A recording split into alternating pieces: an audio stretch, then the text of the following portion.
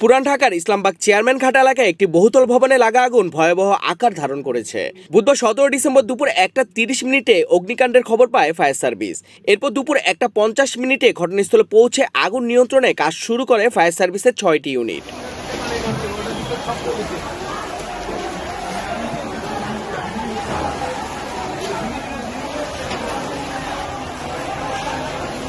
Fire service সদর দপ্তরের media সেলের ওয়্যারহাউস পরিদর্শক আনোয়ারুল ইসলাম জানান, শুরুতে লালবাগ, হাজারীবাগ ও পলাশী ফায়ার স্টেশন থেকে দুটি করে মোট 6টি ইউনিট আগুন নেভানোর কাজে যুক্ত হয়। পরে সিদ্দিকবাজার ফায়ার স্টেশন থেকে আরও 3টি ইউনিট ঘটনাস্থলে পাঠানো হয়।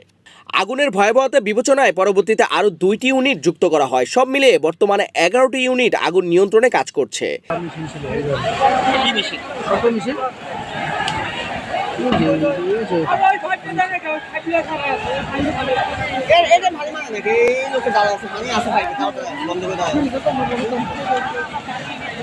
স্থানীয়দের ভাষ্য অনুযায়ী বহুতল ভবনের ভেতরে অবস্থিত একটি প্লাস্টিক কারখানা থেকেই আগুনের সূত্রপাত হয়েছে বলে ধারণা করা হচ্ছে।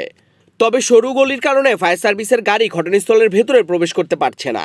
এ কারণে ইসলামবাগ চেয়ারম্যান ঘাট সংলগ্ন বুড়িগঙ্গা নদী থেকে পাইপের মাধ্যমে পানি নিয়ে আগুন নেভানোর চেষ্টা চালাচ্ছেন ফায়ার সার্ভিসের সদস্যরা।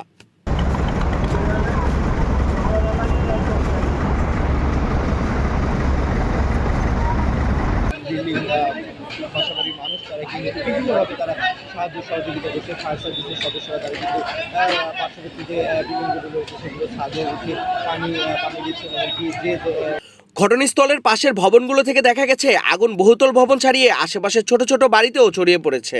বিস্তৃত এলাকা আগুন জ্বলতে থাকায় উপরতলা ভবন থেকে পানি ছিটিয়ে আগুন নিয়ন্ত্রণে আনার চেষ্টা চলছে। আগুনের ক্ষয়ক্ষতি ও হতাহতের বিষয়ে এখনো আনুষ্ঠানিক কোনো তথ্য জানানো হয়নি। বিকেল 4 ঘটিকায় আগুন নিয়ন্ত্রণে এসেছে।